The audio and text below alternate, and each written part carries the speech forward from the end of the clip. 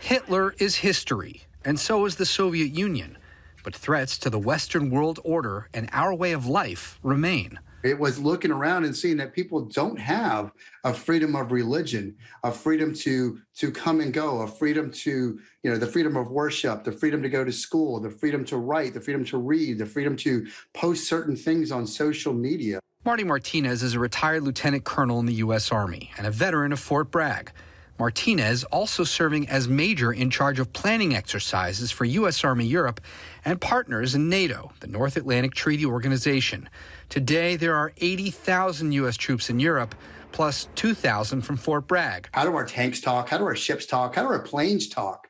Well, if we've never exercised it before, if we've never done any of this before, how does that happen? You can't wait till game day. Some of the partners, some of the allies that are closer to the bear are saying, hey, guys, don't forget about us. The bear is Russia, and the allies include Ukraine, currently staring at more than 100,000 Russian soldiers parked at the border.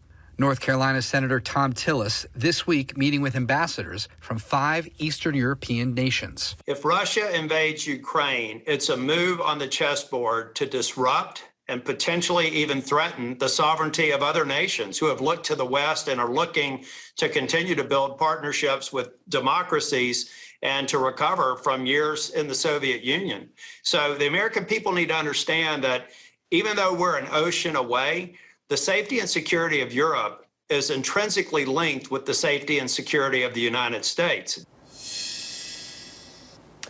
A classic American foreign policy position, and Jonah Kaplan joins us now. Jonah, thanks very much, and thanks for that story, for listening to the soldiers there and for telling their story. And I want to ask you about that, about how the soldiers that you talked to and the sense that you got, how they feel there about coming over here at this moment. How does it compare with other deployments, say, to Afghanistan or Iraq? Well, Terry, think of the soldiers who are probably 20 to 25 years old now. They grew up in the era after 9/11. We knew exactly who and what we were fighting. There was a face, there was a name, there was bin Laden, there was Al-Qaeda, then there was Saddam Hussein, then there was ISIS. Now there's a generation of Americans, many generations of Americans, who don't know much about or have forgotten about the Cold War, the Suez Crisis, the Bay of Pigs, the Cuban Missile Crisis, this idea of communism and how close it was, and the splitting of Germany, and the difference between our way of life, the Western world order, and this idea of living under communism. So for many of the soldiers, it was a learning lesson. It was an opportunity to kind of catch up on history and also to identify with past generations of American soldiers.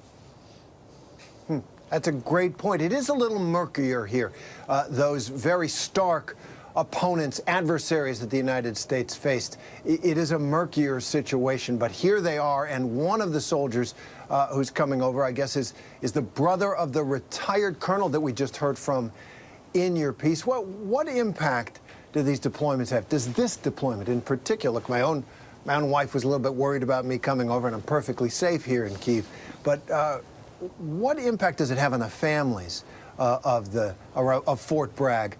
That these are the tip of the spear troops, these are the troops who are going to come over here at a time of great tension in this region.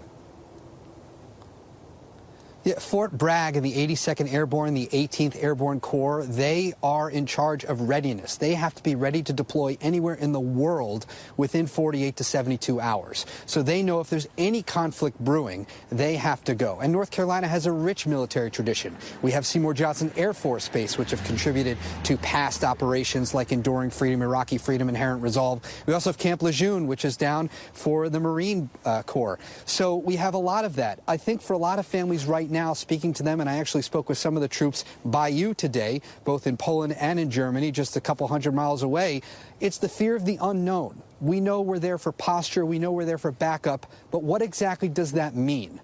We don't know when something could strike. We don't know who could be behind those strikes. And we also know that it may not be conventional warfare. Anyone here in North Carolina or the Southeast United States remembers the Colonial Pipeline disaster, where a cyber attack shut down access to gasoline. 70% of gas stations ran out of gas. Our intelligence services believe that was a Russian hacker, Russian ransomware. So there are any number of things that can happen over the next several weeks and months that may have nothing to do with Russia or everything to do with Russia. And the sense here as well that if war breaks out here, it won't be contained here. Jonah Kaplan of WTVD, thank you very much for your story and your reporting and your perspective. Hi, everyone. George Stephanopoulos here. Thanks for checking out the ABC News YouTube channel. If you'd like to get more videos, show highlights, and watch live event coverage, click on the right over here to subscribe to our channel. And don't forget to download the ABC News app for breaking news alerts. Thanks for watching.